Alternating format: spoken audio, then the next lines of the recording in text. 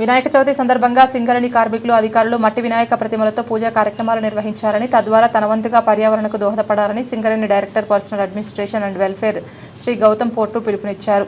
హైదరాబాద్ సింగరేణి భవన్లో సోమవారం ఆయన మట్టి వినాయక ప్రతిమలను ఉద్యోగులకు అధికారులకు పంపిణీ చేశారు.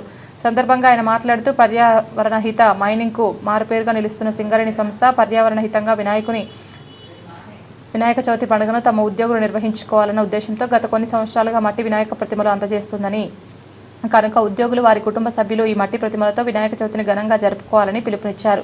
ప్లాస్టర్ ఆఫ్ ప్యారిస్తో తయారు చేసిన వినాయక ప్రతిమలు నిమజ్జనం అనంతరం చెరువులో జలాశయాలలో జల కాలుష్యానికి కారణమవుతున్నాయని, దీనిని నివారించాలంటే మట్టి విగ్రహాలు వినాయకుని పూజా కార్యక్రమాలు జరుపుకోవడం ఎంతో శ్రేయస్కరమని, తద్వారా మన పూర్వీకులు సంప్రదాయాన్ని తిరిగి కొనసాగించిన వారవుతామని ఆయన పేర్కొన్నారు. కార్యక్రమంలో GM marketing Shri T Srinivas, Singareni Bhavan ఉద్యోగులు పాల్గొన్నారు.